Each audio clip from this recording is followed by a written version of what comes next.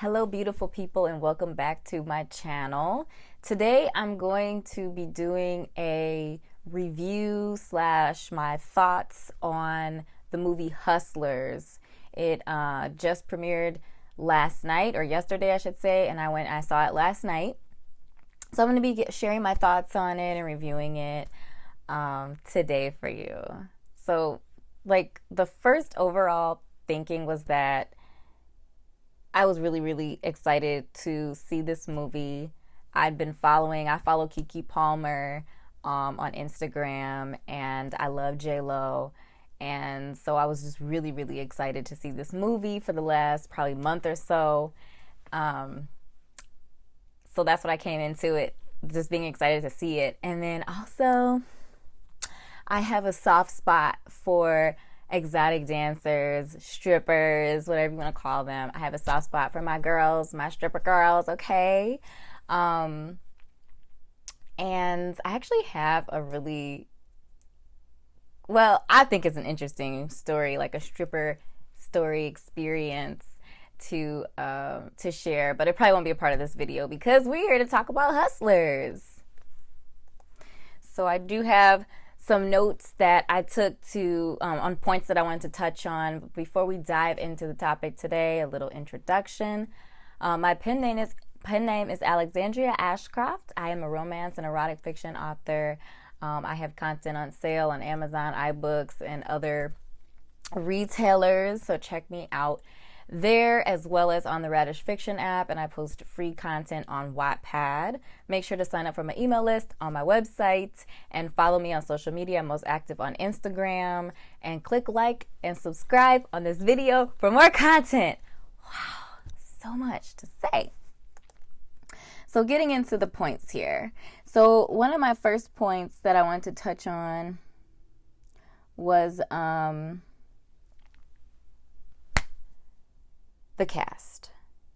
So like I mentioned earlier, I really love Keke Palmer. I follow her on Instagram, her Southern Belle Insults, kind of the first posts that I saw from her, and like some of her singing and just dancing randomly, and like clips from the show that she hosts and stuff, co-hosts on. And I just really love her. Like, I think she's really funny and a fun person, and also like different interviews that she's been in, just hearing some of her thoughts on different issues, and I think she has some interesting things to say and has some really interesting thoughts. So I follow her. And then I've always been a fan of J-Lo's acting, the movies that she's in, usually rom-coms or other stuff too, and TV shows, and she's done a lot of stuff, and I really like watching her. So I was really excited for this duo. It was kind of unexpected, but like awesome. And then Constance Wu, I saw her in Crazy Rich Asians. I'm pretty sure she was in that movie, and I really loved that movie. Like, it was a good movie. You should go see it if you haven't seen it yet. And so, all that to say that I really liked the cast. I thought it was an interesting, eclectic, very culturally diverse group of women, which I feel like is pretty realistic in clubs. I feel like a lot of clubs like to have a diverse palette of ladies that work in their club, so that they're kind of touching on everyone's desires, sort of thing. So it would make sense that there would be a lot of diversity, cultural, body shapes, all that kind of stuff there, and I really like that. Of course, Miss Cardi B makes an appearance in the movie as well, and she's Cardi B. You know, she provides some comic relief and little bits and bobs in there. So I liked her in this movie as well. It seems to fit quite well for her, and just like watching some of the previous interviews and stuff with J-Lo, she basically said that, you know, this was like Cardi B's first movie, so she wanted her to didn't want her to feel uncomfortable or anything like that. So I think she slid in there real slick and added a little bit of comic relief to the movie. Though there were a number of really funny parts that I don't know if they're supposed to be funny. There was definitely one part that I remember distinctly with Keke, and they were dropping this guy off at the hospital, and they kind of show you a little bit of this clip in the trailer. Listen, that girl did, like, what she did, I was like, and then I was laughing because I was like, you know what? I can't even say that I wouldn't do exactly what she did. It was so funny. It was so funny. Like, I was literally laughing out loud, mouth open. She had me in stitches with that scene, with a number of scenes, but that one in particular was really hilarious. So the second thing I want to touch on is the cinematography and some of the directing / creative aspects of like telling like how they told the story. I thought was really interesting. And there's one particular situation that I was like, this is genius when they did it. Was so Julia Stiles plays the reporter, and she's actually interviewing Constance Wu's character, whose name is Destiny. And so the story is kind of weird. It's like one of those, I don't know if you've ever read the book Wuthering Heights, but it's very similar in the story, like how they tell the story, where as in it's like someone's telling a story. So we have like a Watson type of character from Sherlock Holmes. So like someone's telling the story of a story that they're hearing from someone else about, like situation with other people. So it's like you're like 2 or 3 times removed from the actual situation. So when you're watching it, you're kind of like, is that really what happened? Or why am I not getting a 360 view of the situation? And that's kind of why. And I'm assuming that was intentional, because there were definitely some things where I was just like some times and situations where I was just like, this character, Destiny's kind of trying to make Ramona look like the bad guy, and she definitely does some really, really, really questionable things, yet you're still participating in her questionable actions, and it's not like she's lying to you. You know full well what you're doing and that it's wrong, but you're still doing it. But you're kind of like trying to make it seem like she's the bad person. I'm like, is she really the bad person? I don't know. Like, I feel like Ramona's character she's definitely ethically questionable, but I feel like she's the most honest of a lot of the characters too. And a lot of the characters, I feel like they have the power to question her decisions, because I also feel like Ramona, who is Jennifer Lopez's character, Ramona is she has a very strong personality. She has a very like motherly kind of vibe to her. Like, she calls the girls like, babe and sweetheart, like she's very mothering, and she is very charismatic and charming, and that's what kind of makes me question her. It just makes me question her. Like, is she being real, or is she just using these girls? Like, that was one of the biggest questions throughout the entire movie that I kept asking myself. I was just like, does she genuinely care about these girls, or is she just using them to get what she wants, which is like money, so she can buy things and all that kind of stuff and have a nice house and have this certain lifestyle. And you could tell like she's that type of girl. Ramona's that type of girl. Well, all of them are kind of like that type of girl that likes to look good, smell good, designer bags, nice crib, nice, like nice dress, like nice, like likes to live that lifestyle. And exotic dancing, you could definitely make a lot of money quickly. And in the beginning of the story, they're making a lot of money quickly, legally. Then it definitely gets ethically tricky as the story goes along. But I actually drifted off topic here. How they were telling the story, and how they do the cinematography and the directing and stuff like that, and the editing, really kind of added to the drama and like the suspense of what actually happened. Like what actually happened in the story. So there is this one particular scene where Julia Stiles, who is the reporter, like I said, is interviewing Destiny. And Julia, whose character, I don't know if they ever tell you her name, but I'll just call her the reporter. The reporter asks Destiny a question that Destiny doesn't want to answer. She's uncomfortable about answering that question.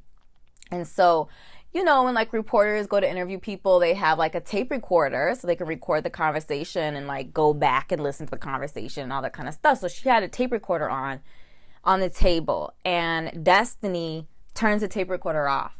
And when she turns the tape recorder off, the sound in the movie goes off. And then you see the characters, like the reporter and Destiny's, like basically is kicking the reporter out of the house. And they're talking, and you know, but you can't hear anything. Like, it's silent.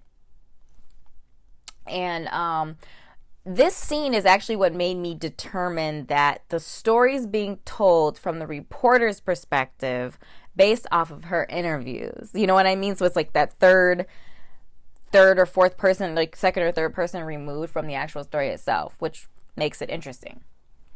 So there's no sound, and actually people that I was in the theater with thought that there was something wrong with the sound in the theater. People are like, where did like, what's going on? And you're confused, just like the reporter's confused as she's being ushered quickly out of the house.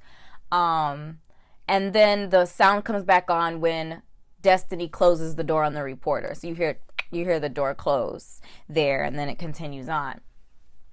But I just thought that was a really interesting way, because literally you're in the theater, you physically yourself in the theater with 50 people. How many ever people are sitting in the audience, and it's silent in there, right? Because everyone's watching TV, no one's like talking or whatever, and it's like eerie quiet.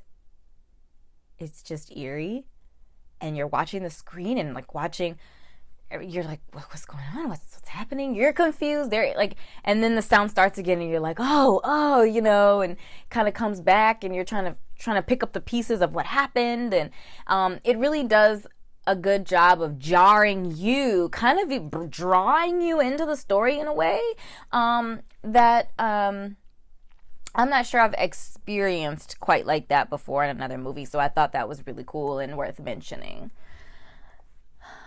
My next point here is, and I mentioned this before, was that because the way the story is told, you don't really know who to trust.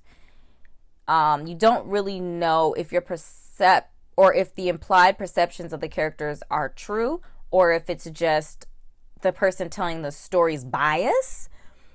So throughout the whole story, like I said, I might have mentioned earlier, was that I couldn't tell if Ramona's character genuinely cared about the other girls or if she was just using them. And I feel like that was kind of intentional, because she is very charming, and she is very charismatic, and she's pretty, and she's talented and skilled at what she does. And it's almost like she's so good at hustling these guys. Why couldn't she be just as good at hustling the girls too? So there's definitely like a question of, okay, like, is she being genuine? Is she a narcissist straight up? Or, is Destiny, who's telling the story, is she just trying to make herself, give herself an excuse about her actions and blaming it on Ramona, and saying Ramona was the ring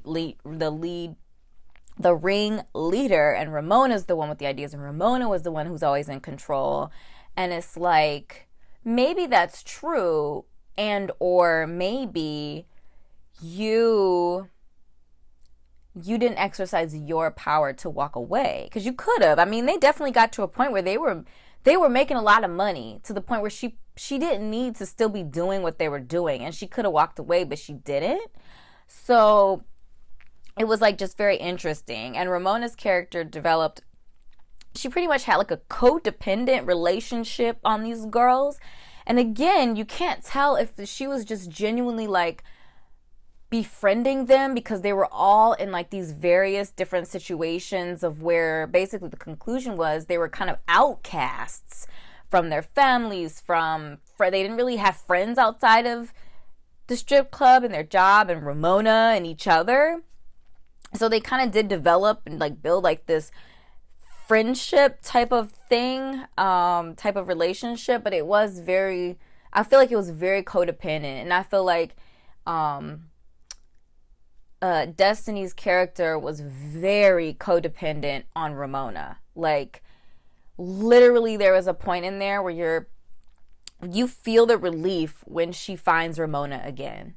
And you're like, she's lost. Like, she's kind of like a lost puppy in a way. Like, you know, she tried it on her own, but she really couldn't make it happen. And then Ramona comes in and like she felt a sense of relief to see this woman. But at the same time, while she was telling the story to the reporter, she was low-key throwing Ramona under the bus. So that's where it was like, I don't know about you. You know, you one of them tricky friends. You one of them tricky friends. That's what you are. And then kind of another note, I quickly looked at my notes. Kind of another topic that I find sad, disturbing, interesting is that these women were making a lot of money. And I've heard this story from exotic dancers that I met when I lived down in Atlanta. I've heard this story from exotic dancers who, you know, dance now or recently through like YouTube and stuff. I follow them on YouTube. And, you know, back in 2007, before the economic crisis in the United States, there was a lot of money. And these ladies were making some of them were making a ridiculous amount of money. Like hundreds of thousands of dollars a year. Like a lot of money. And the sad part to me was that it was so real what happened to these women after the economic crisis. Like, you have all of this money, you're making all of this money, and you are spending it faster or as fast as you can make it. Literally, you didn't even go to the bank to cash in your ones. You didn't go to the bank to cash in your ones, yet you are literally paying for a Louis Vuitton bag with your ones.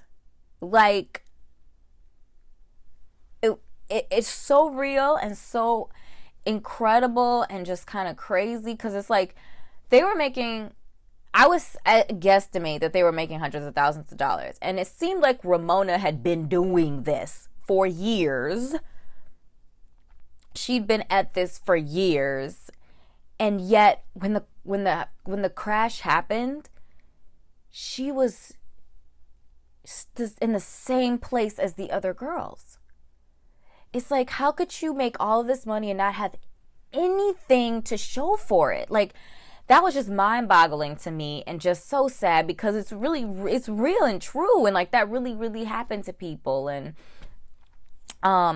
there are definitely some life lesson moments in that, and I kind of want to break that down in another video, because that's not what this video is about. But like, I really kind of felt for them, because I was in school when the economic crisis happened, but I mean, it lasted for years. So even when I got out of school, like, and I will tell some stories on this, but when I got out of school, man, like, I was struggling.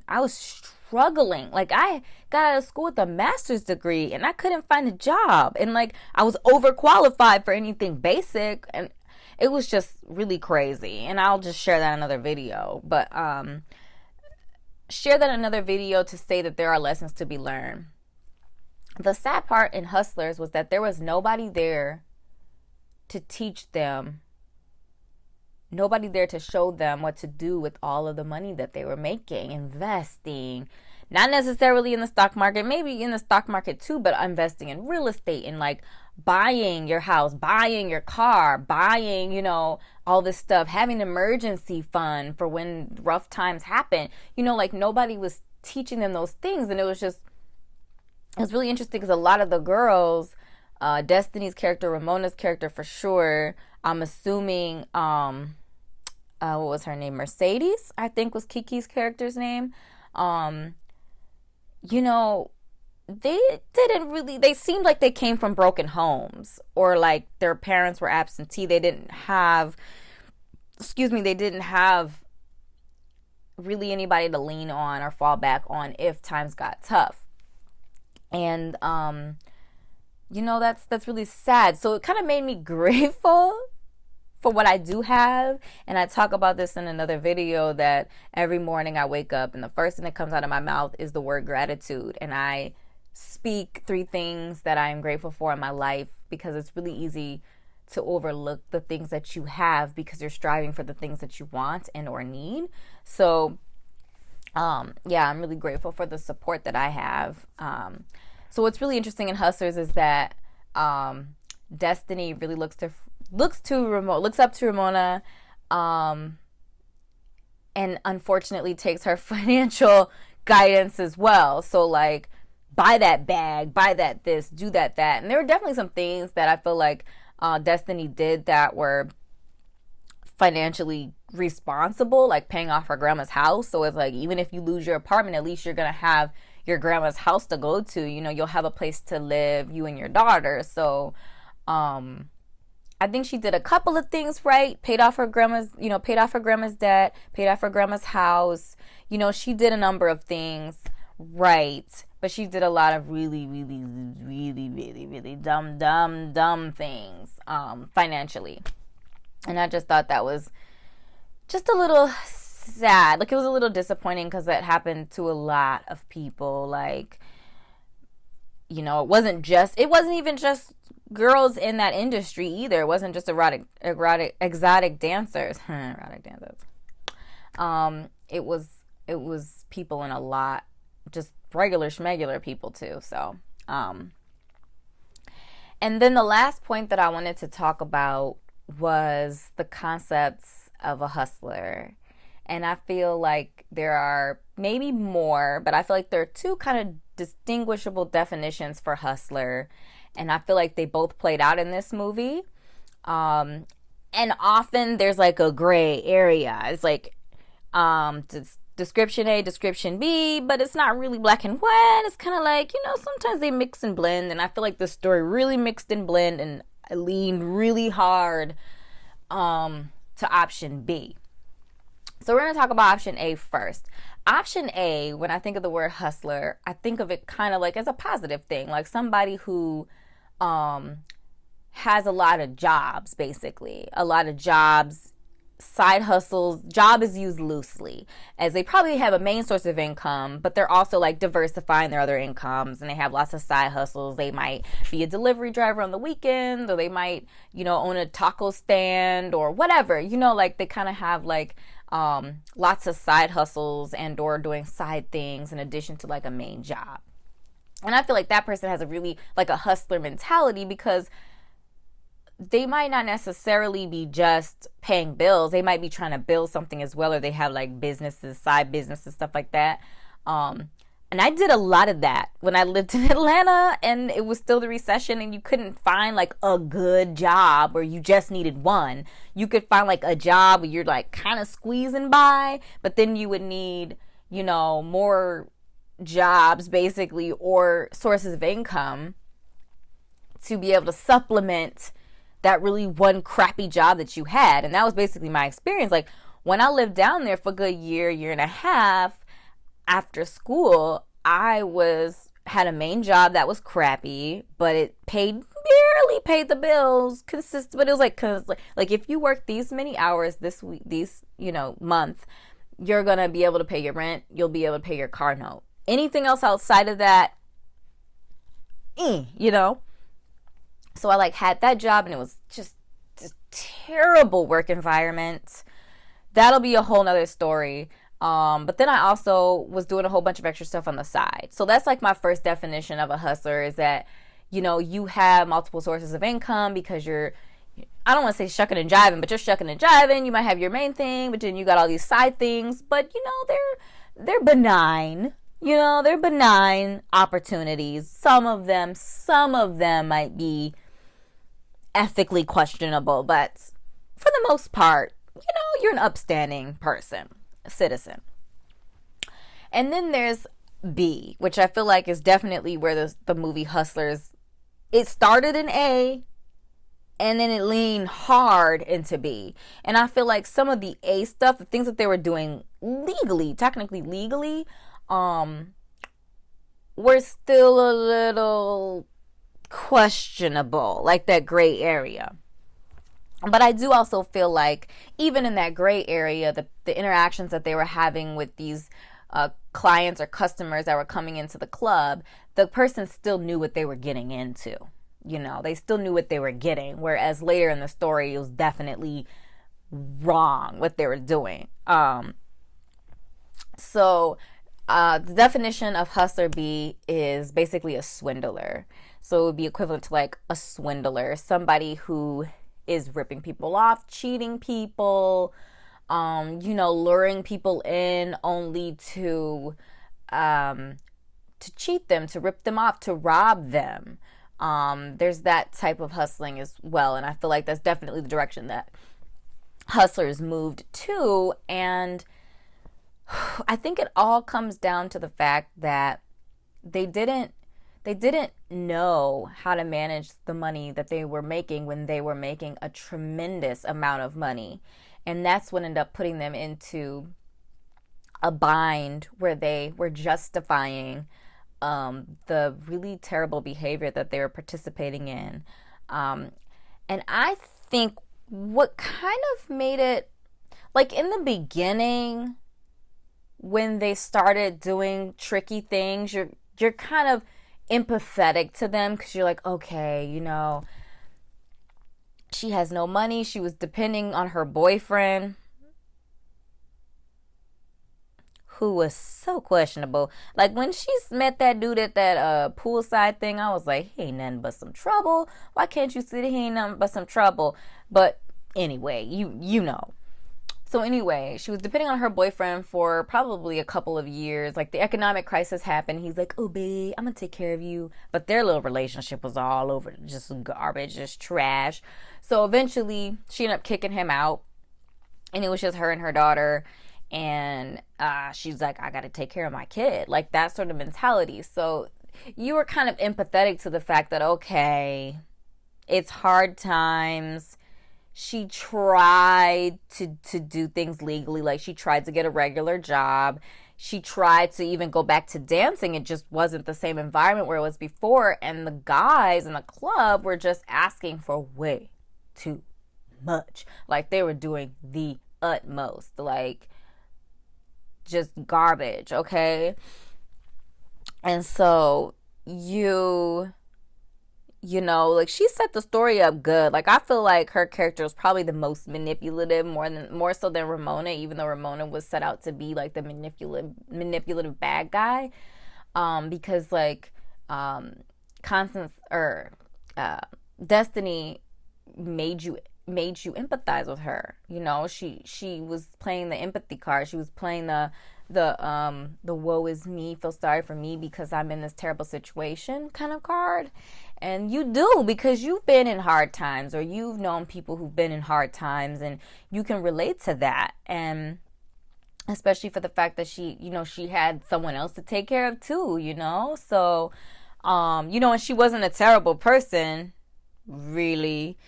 Like she was helping her grandma and all of that kind of stuff. So you definitely were you were more willing to forgive her. As she moved into this tricky,